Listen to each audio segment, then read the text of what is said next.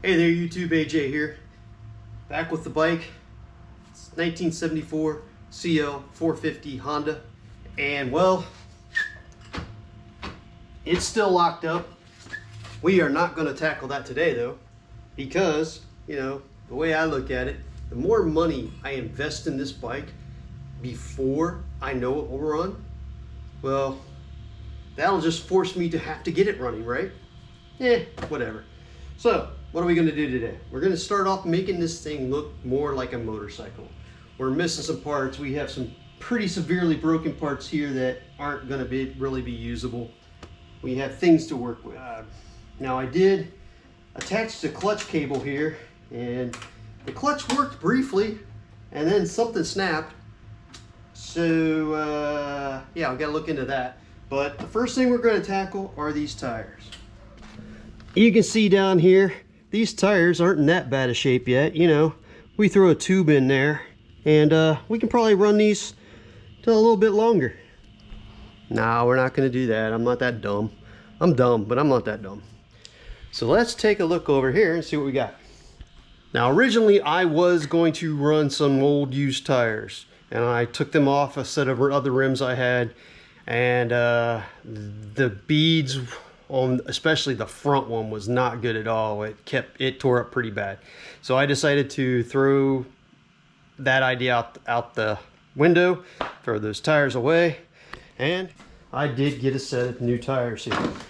Not the exact set I had planned for.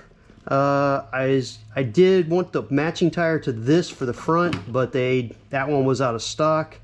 And then I switched to this tire and another rear tire, but that rear tire was out of stock. So I ended up going with this tire and this tire. And these are Duro. This is HF308 series, and I forget what series this is, like 314, 15, 17. We also got a new set of gaiters, some fork seals. Found a set of mirrors that I have no idea what they came off of, but they look Honda-ish. I'm pretty sure they most likely are Honda-ish if I had them. So I'm guessing these are Honda something or others. They do fit. They're just 10 millimeter on the base, so they fit and they look good enough and match the patina of the bike, so that's cool. I did go out to get a new clutch cable, and when I did, I just decided to go ahead and get a new brake and a throttle as well. I didn't have a headlight that I liked, so I went on eBay. I found a 73 CB450 headlight.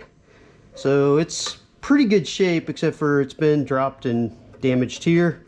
It's got a good scrape on the ring, but that's fine. It's no big deal. We'll live with this one. So we'll use that.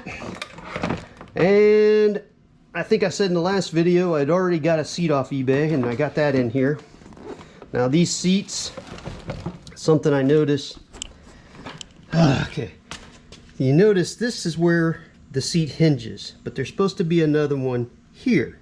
Every seat I saw did not have this hinge here, and if you look closely, you can see where something ripped out of the steel here, and what they had was a little riser, because this part here is stepped down twice from this one here, so up here. So the difference in height from here to here was made up by a little riser to keep that hinge on the same plane.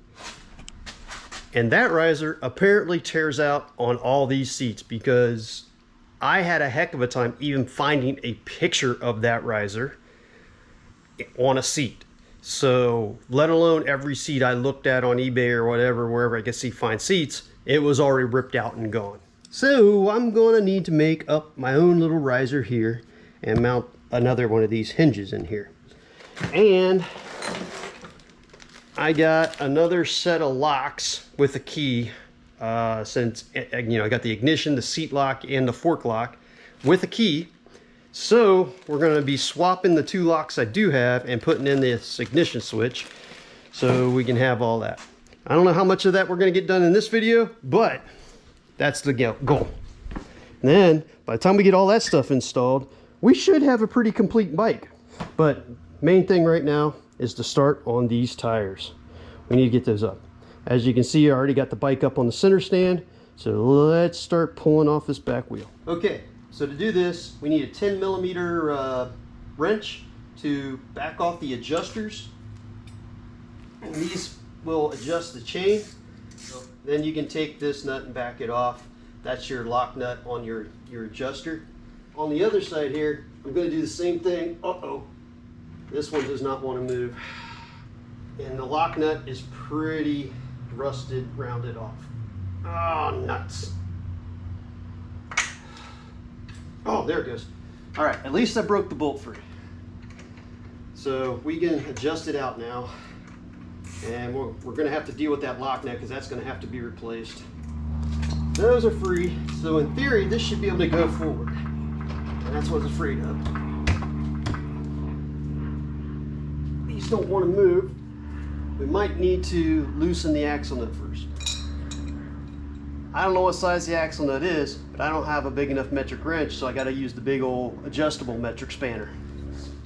Metric crescent wrenches, man, they're hard to come by now. You know, they're pretty rare. Anyway, over here's what we're looking at, and this is the axle nut. And there is supposed to be a cotter pin going through there to lock on this castle nut, but we don't have that. Oh, at least this is turning, that's good. Wait a minute. There is a cotter key in there. Am I turning the whole axle? No. So on one side we have part of a cotter pin, on the other side we have none. Ah, there it is over there. So it does go all the way through. This is the tail end of it. Okay. This is over here. I think this is the round head side of the cotter pin down here. Over here, this is the tail that you bend over, but they bend it over down between the teeth on the castle nut. So I have to get it pried up and out of there. That's one of the unique things people don't know about the metric crescent wrench. It actually has a hammer feature built into it.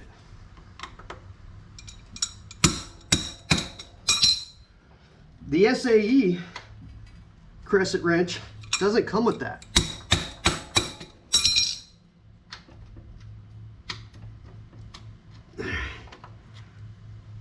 Wow, that looks... I honestly cannot tell which side has the tail and which side is the head of the cotter pin. Let's see if we can get this in here.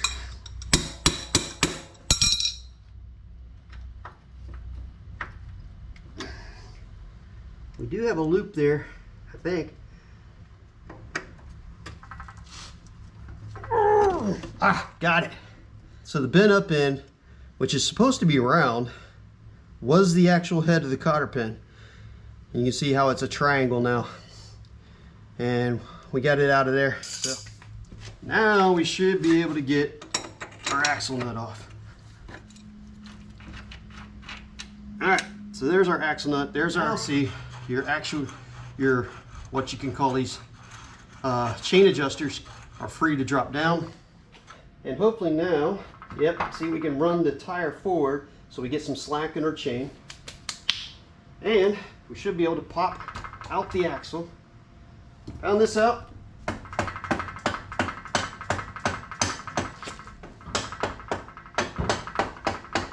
Nope, you see it dropped out of one side already. Pull out yet? There we go.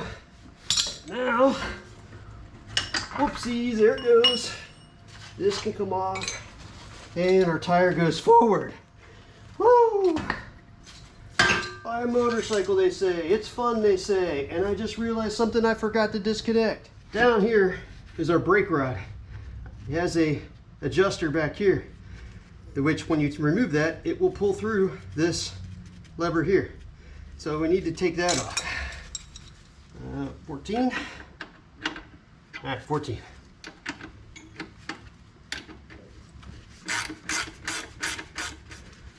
All right, now with our adjuster off,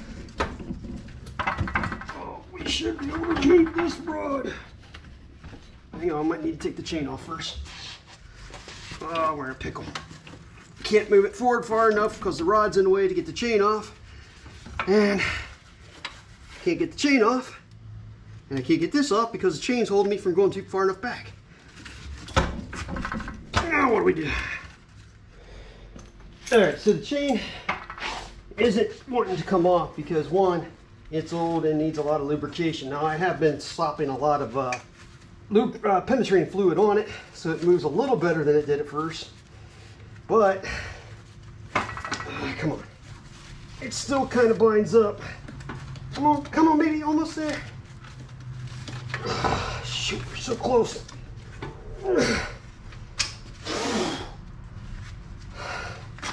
Oh, there we go. Chain is off. Now we should be able to pull this back off the adjuster. Oh, well, shoot. There's another thing I forgot about. That's why we were having difficulties, folks. All right, to be fair, it's been a long time since I've had an old Honda to mess with. So I did forget to take off the brake stay as well. Down here on the drum is this support that runs up to the swing arm. This is called the brake stay. This holds the drum from spinning when it's not supposed to, or the inner part with the brake on it. So it has a little clip here. We got to take that clip out. Shoot. Come on. I can't get a hold of it.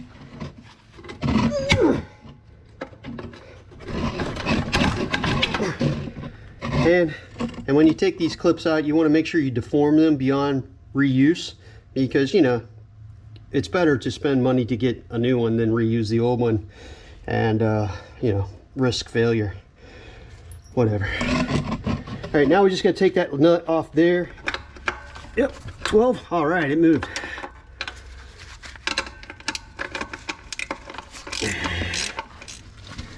Now, well, I didn't mean to shoot that washer off there, but I did. But now the assembly should be free. And it's not. Oh, I gotta take the. Oh, we're still stuck on the actuator rod. Come off there. Come on. Come on. There we go. Now we're free. And before I forget about it, let's try to find whatever it was that shot off there. Okay, now what I do like to do is put everything back temporarily the way it came off. See, I already forgot. This is supposed to go here as a spacer to this side, and then this is for two reasons, because I never know how long things are going to take me, and I don't want to lose parts, and two, it helps me remember the way everything goes back together later. With that done, let's go ahead and start getting this, what do you call these things? Tire off the rim. All right, first thing we're going to do is undo the nut that holds the valve stem. And as you can see down here, I've gathered up my weapons of tire war, tire irons, rim protectors, etc. I like to use a 5-gallon bucket to work off doing this, because at some point this is going to fall apart. My cush strap is going to fall out of the other side, and that's going to open up my brake thing. And that's fine, because I do want to check the brakes while I'm in there, see how good or bad they are.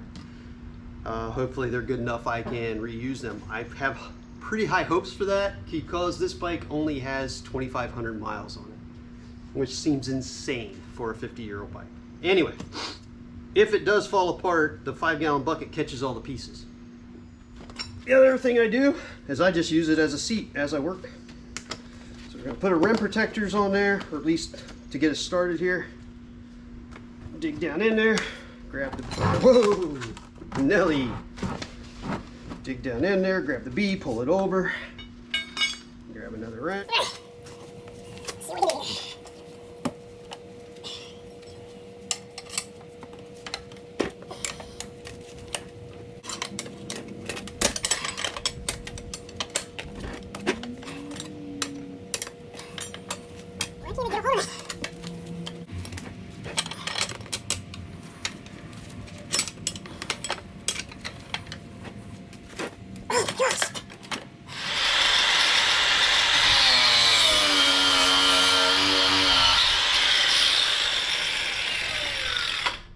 Hopefully that'll let this thing move a little easier.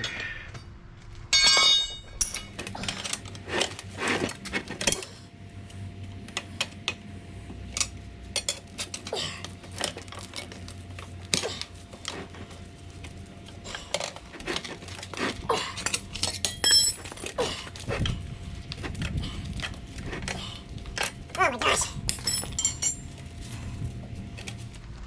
You know what? Screw this.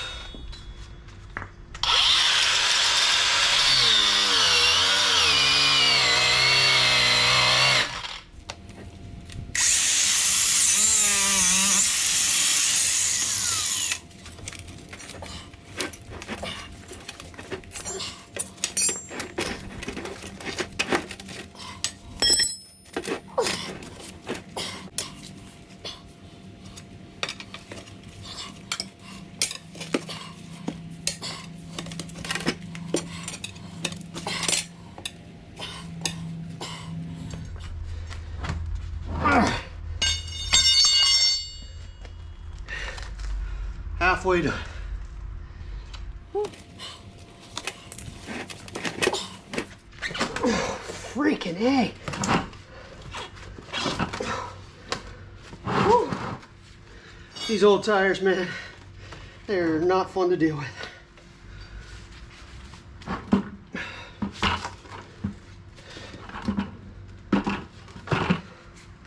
Now, yes, I am being lazy because I'm going to try to continue this cut.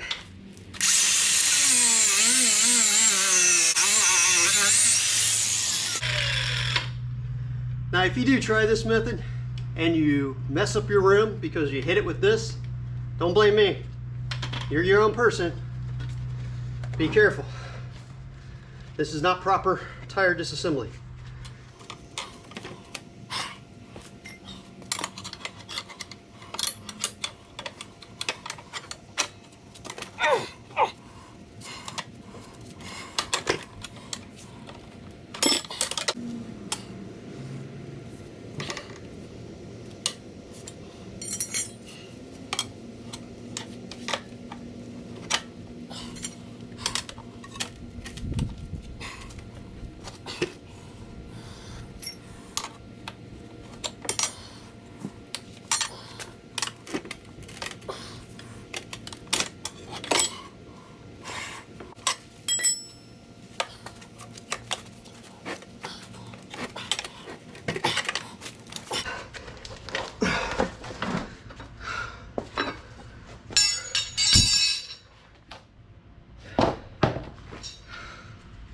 Alright, we got the tire off. Not easy. You throw away the rim strip as well because it's rotten. As you can see in here, we got some rust that needs cleaned up. So what we're going to do is wire wheel this.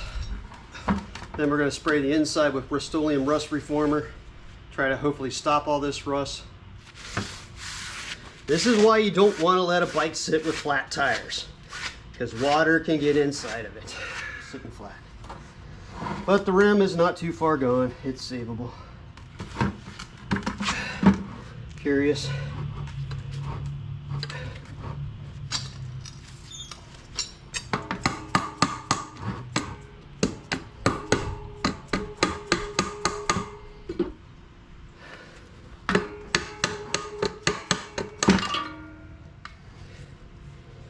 Alright, well, I guess I won't be using these brakes because the pads have come unbonded from the shoes. Everything else looks good, just that's not going to work. Looks like the drum will clean up fine. These are just bad. So, might as well go ahead and order a set of brake shoes, front and rear.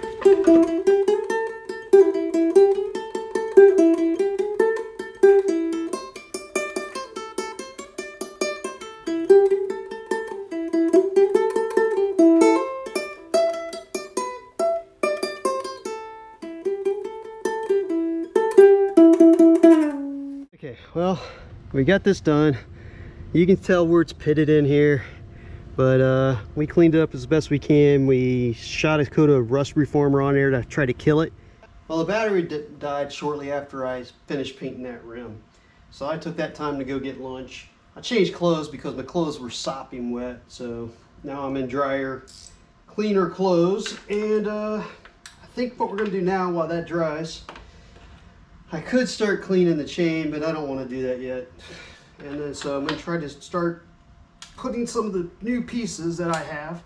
And when I say new, I mean new to me, or potentially just new to the bike, meaning I may have had them in my stash. And I'm going to start with the headlight because I think that's going to make the most visual impact. And these headlight bolts are also, the nuts on them are grounded for the grounds for the turn signals. There's a ton of wiring in here. Maybe not. Let's try to get this out in one big massive clump. So obviously wiring has run up in here, connected together in here, and run back out into the different harnesses. And it's going to be a giant mess trying to get it all straightened out once I go to put it back together. All right, what we're going to try to do is pull out individual wires, I guess. Okay, there goes the grommet. I am so close to just busting this bucket apart. I mean, really, is anybody ever going to be able to put this thing back together? It's Humpty Dumpy-fied. I've made an executive decision. I'm going to go get a pair of 10 snips. This bucket, dead to me. I'm going to use the universal headlight removal tool here. Just trying to be very careful not to cut wires. Okay. There we go.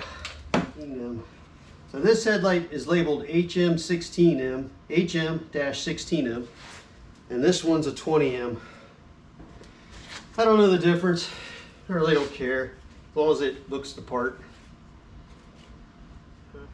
This ear is bent where this came in, so that's gonna need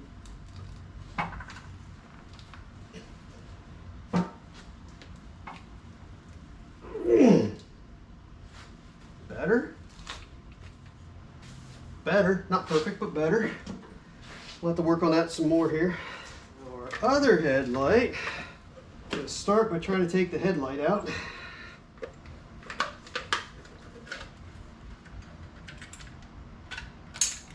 Okay, we got that part apart. How am I gonna get all these in here?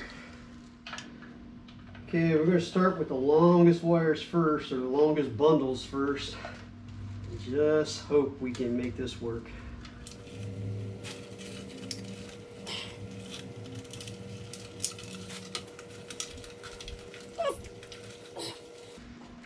I think the hole in the back of this bucket is also smaller than the hole in the other one.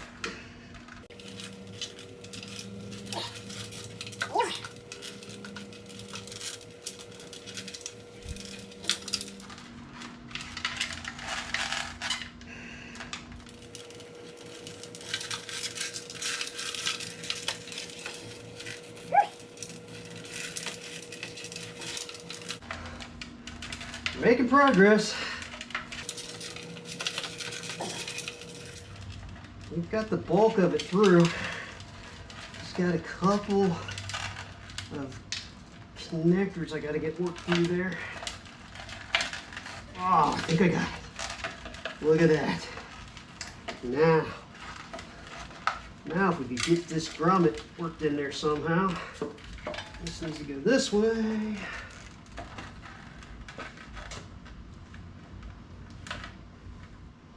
It's definitely wider. It's about a ½ inch wider, which means at best these are going to be leaning back.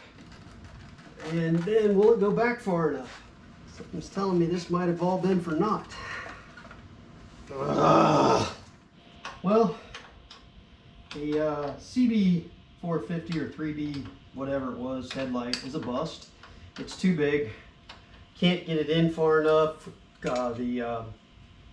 I took off the tack cable to try to get it in there, and it just won't go. So we're on the search for a headlight now. That one's not going to work for us. Now in the meantime, I'm going to start and take off the bracket that holds the ignition switch so we can clean it up to paint it. This bracket right here holds on our coils, or is a part of the coil bracket assembly. I don't know which, but there's also got a little relay or switch here Might be a turn signal relay, I'm not sure. Not going to mess with it at this point. Now, this bracket does have 2 grommets in it. I'm going to try not to take those off. I'm just going to try to clean this up and rust reform it and then paint it black.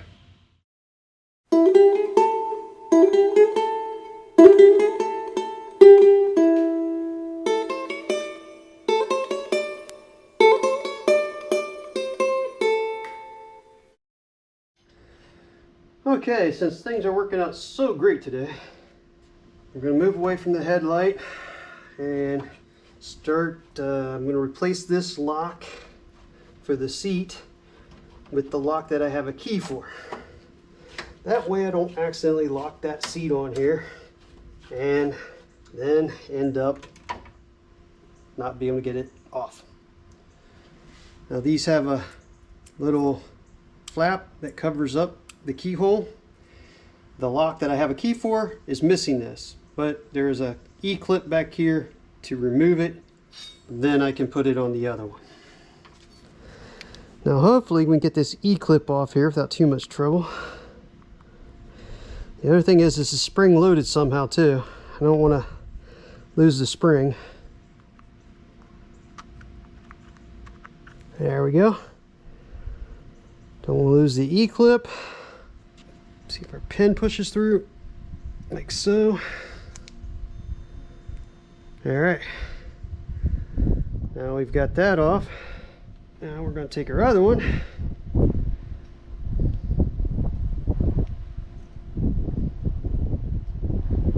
Our spring isn't loaded. Hang on, I got to figure that out.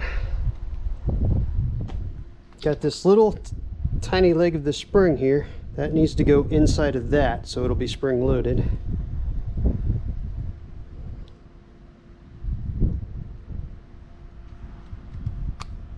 There we go. Now, get our E-clip.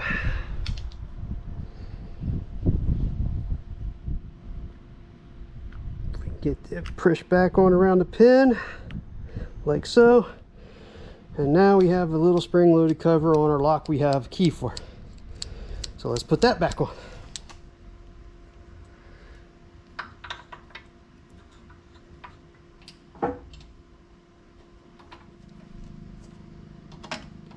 Starting to get worried, thought it was stripped.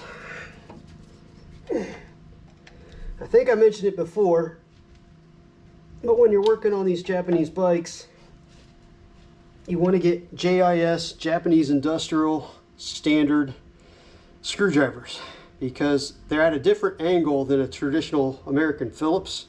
If you try to use regular Phillips screwdrivers on these, they will cam out and they will strip out the bolts. Now, get our key here, move over our little cover, put in our key.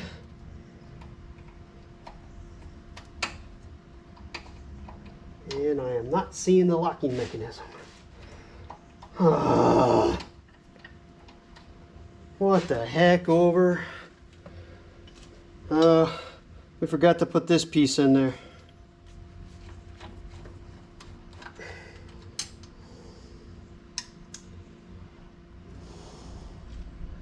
This will go in here like this.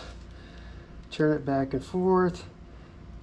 Spring goes in here to keep pressure on it. That way it'll pull back and spring back on its own. All right, let's try this again. Okay. Let's go get our seat. Here's that plate where this hinge attaches, but it's missing. This hinge will go in here. Well, the battery on the camera died before I got to show you the satisfying click of this going into the lock. And it works now, and our key with a twist pops right back open. So we have a seat locking mechanism, we have a key. Now in here, with it like this, we can see the gap we need to make up here for our hinge. That way the this plane and this plane are on the same mounting surface. So we have to make a spacer to fit in here for that. Now the closest thing I found to something like what they used is this piece of bed frame here. And oddly enough, these two bolts on the bed frame are pretty much perfect for this hinge alignment. However, they're too big. So do I drill this out to fit these bolts and have odd hardware, or do I just make a new one? And quite honestly, I'm just going to make a new one because I want it to be the same. I got this thing about uniformity.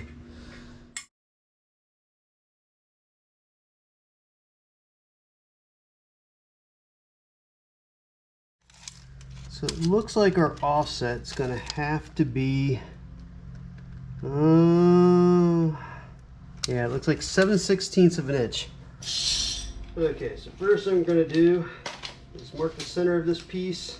It is 5 1/8, so it would be 2 1/2 plus a 16th. Take our speed square and mark a square line on there. Now we're going to take our hinge piece, our length there, and we're going to add, I don't know, let's add a 1/4 inch to each side of it to give us a little bit of room to fit this if our bends aren't perfect. Put our lines on that because that's where we're going to be bending, or at least one of the spots we're going to be bending. Now we need to come 7/16 inch from each of those.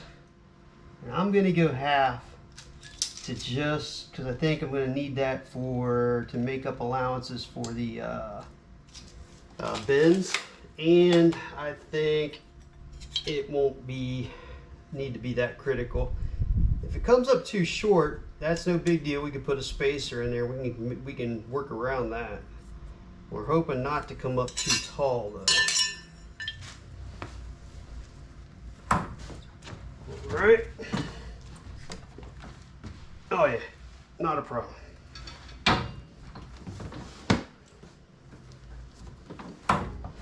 Okay.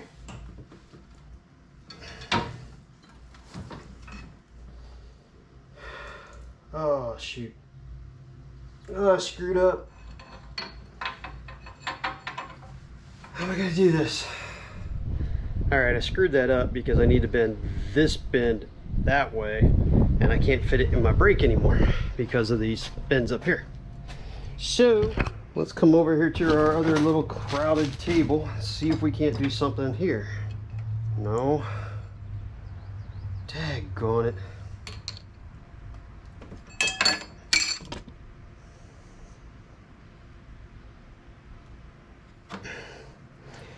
Gonna have to get creative here. All right, hopefully this will work.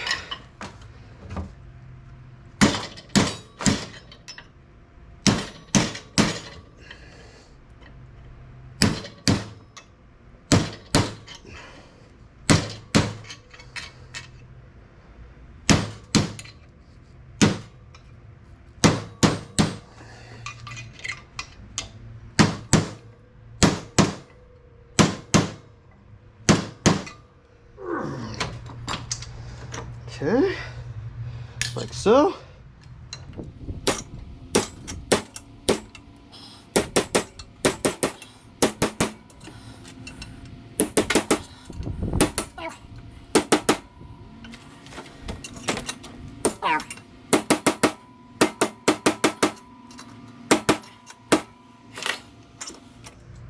Well, let's go see how it looks on the seat. All right, so we're looking at putting this in there. And as I feared, it is too tall. Son of a... How? So with my bends in there, I allowed too much space. And because if you remember, I marked them at a 1/2 inch and I ended up at 5/8. So yeah, this piece is useless. I need to start over.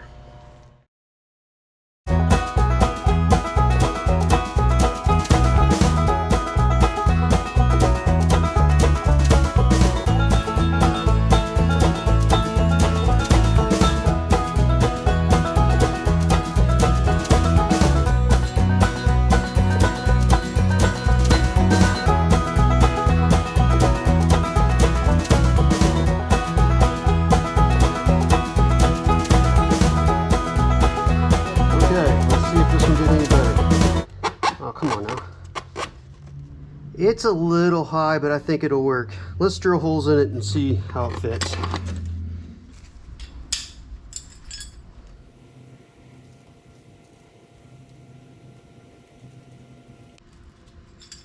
Okay. All right, let's put a pilot hole in each one of these.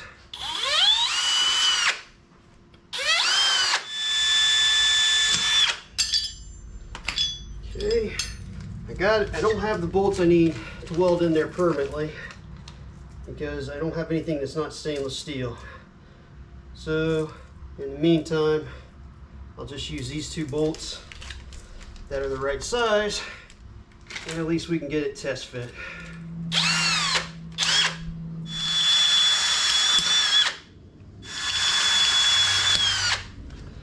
Okay. Looks like that's gonna work. Okay, 1 second, I'm gonna go grab a tap. I did lubricate this tap before I started, in case you were wondering. There we go.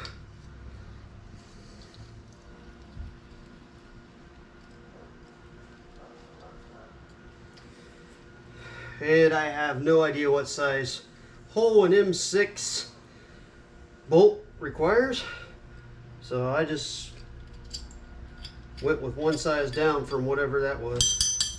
So in other words, I just guessed. So obviously could have made my life easier if I'd used the right drill bit size.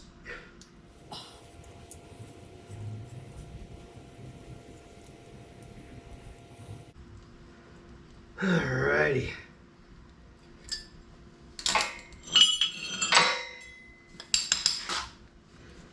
Hopefully these bolts will thread in from the back side here, like so. I don't know if that one's going to be long enough. Yeah.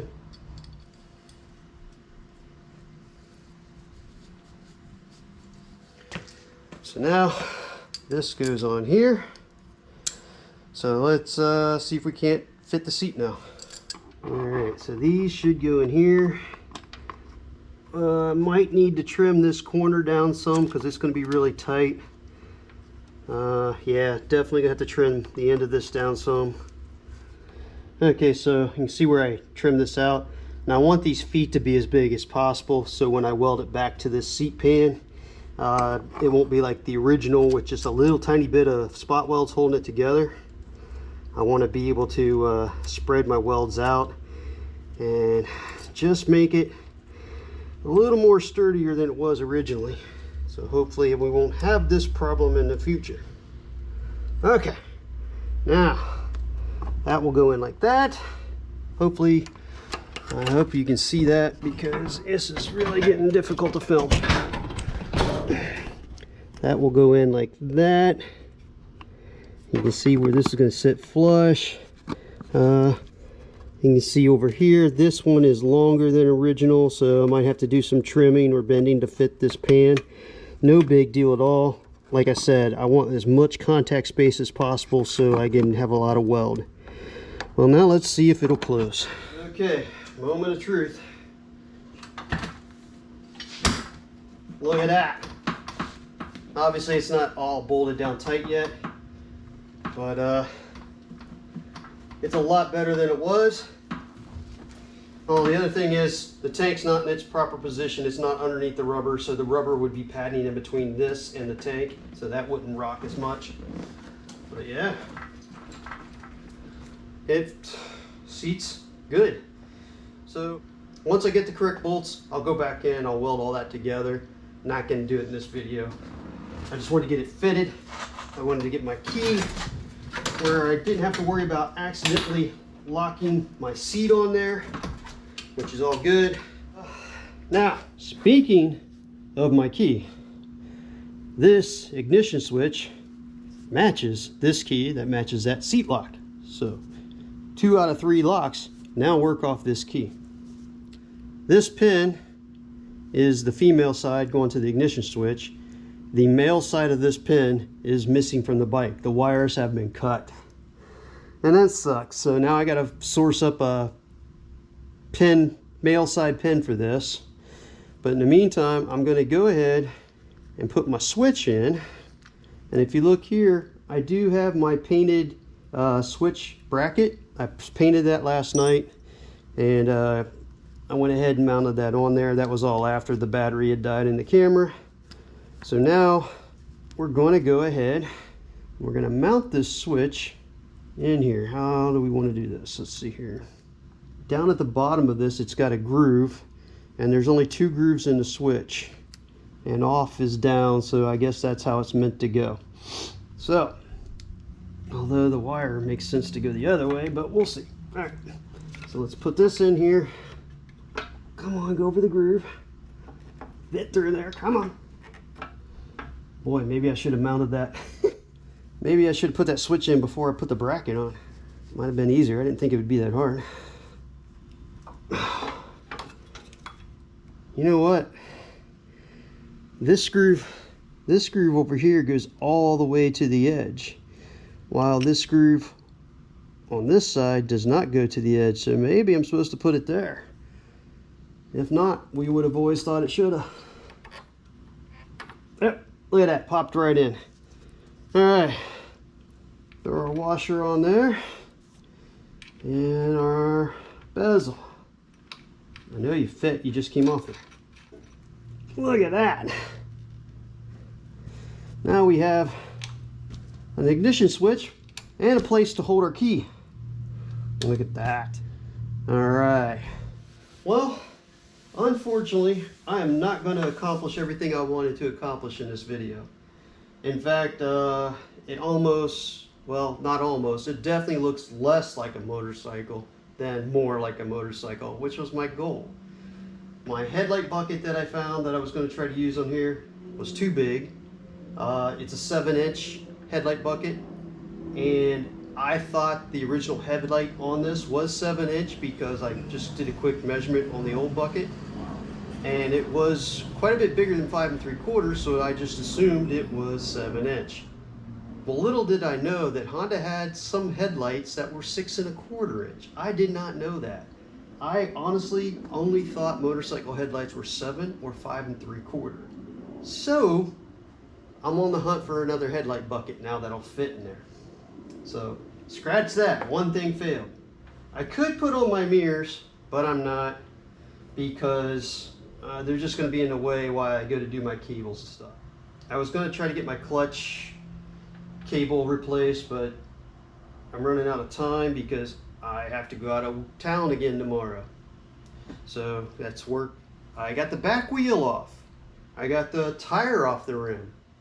I went to start putting on the tire today, and I got out all my tools and stuff and laid everything out, and when I opened up my tubes, well, I bought the same size tube for the front and the rear, and that happened to be the front size. So I had no tube for the rear tire to put the new one on. So ordered that tube, so I'm waiting for that. Gotta wait, find something for the headlight bucket. I got my ignition switch, but because my wiring on the bike was cut and I don't have that plug, I gotta go find that plug. So I didn't even get the ignition switch wired. On the plus side, is there a plus side? I got the seat mostly mounted. I got the lock changed. So we get 2 out of 3 locks matching now. That's cool. I made the new riser bracket for the hinge. I got to get the correct size metal bolts that I can weld in there, and then I can weld that in, and then my seat is essentially done.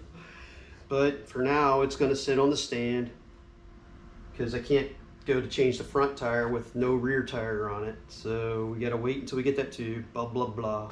Got to wait till I get back into town to do another video. And to be quite honest, I don't know if the next video is going to be on this bike or the hot rod or something else. I have been traveling a lot again for work. This has just been a summer of travel for me. And I'm actually going to be taking a vacation coming up. So I don't know what my video schedule is going to look like. I'm trying to get ahead, but it just, nothing seems to be working out for me, especially on this thing. It's a fighter. It's trying to keep me from getting it to run, I think. But we're gonna win. We are. So anyway, like, comment, subscribe. I really appreciate you all watching, hanging around. And so until that next video, whatever it's gonna be, later YouTube.